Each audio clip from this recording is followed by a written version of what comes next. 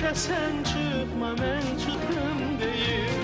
Gəncədə bir qız var, teli durnadır. Bugün biz Gəncəyə gəlmişik. Bu günləri zəhmətkeş ulduzlarımızla bərabər Gəncədə yaşayan yaşlı kənd sakinlərini bir günlük zəhmətdən çəkəcəyik. Bugün bizimlə bərabər Nur İnstrumental Ansamblidir və dəvətimizi qəbul etdiyinizə görə dərin təşəkkürümü bildirəm. Nur İnstrumental Ansamblinin bədii rəhbəri Nuru Məhəmmədoğludur. Necəsiz? Sağ olun, çox sağ olun. Siz çox sağ olun ki, bizi qırmadınız, təklifimizi, dəvətimizi qəbul elədiniz və bugün bizimlə bərabərsiniz. Buyurun. Sağ olun, mən minnətdarlığımı bildirirəm zəhmətkeş ulduzların bütün heyətinə. Xoş gəlmişsiniz, həmişə siz gələsiniz. Biz də belə öz işimizlə, gücümüzlə, əlimizdən gələn musiqi töhfələrimizi sizlər üçün, xalqımız üçün ərmağan edirik. Təşəkkür ederim. Həmişə efirlərdə bol toylar.